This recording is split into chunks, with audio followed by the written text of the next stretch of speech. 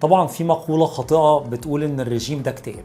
الحقيقة لا، انا ينفع اخلي الرجيم اسلوب حياة متفصل عليا، فبالتالي ما يبقاش حاجة بعيدة عني، فيبقى انا عملت العكس، انا خدت حاجة دمها خفيف وحطيتها في حياتي. بل بالعكس، في اكلات ينفع نحطها في الرجيم تخليه دمه خفيف وتخلي مودي يعلى. حاجه مثلا زي الشوكولاته، متهمه ان الشوكولاته دي ما ينفعش اكلها في الدايت. لا، الحقيقه ينفع اكل شوكولاته في الدايت، بس بحب اختار الشوكولاتات اللي ما فيهاش سكر كتير، الدارك او الشوكولاته الغامقه اللي فوق ال 70%. فلو دخلت شوكولاته غامقه مره مرتين انا ما عنديش اي مشكله فيها في الدايت. كمان البقوليات عجبا دي من الحاجات اللي بترفع المود بتاعي في الدايت. فلو دخلت حاجه زي الفول، العدس، اللوبيا، الفاصوليا البيضاء، انا بحسن المود بتاعي. الاسماك بالذات الحاجات اللي مليانه بالاوميجا 3 زي سمكه التونه، زي الماكريل، زي الرنجه، الحاجات دي بترفع لي الكفاءه بتاعه الذاكره والمخ، الفانكشنز بتاعه المخ، وفي نفس الوقت بتحسن لي المود بتاعي.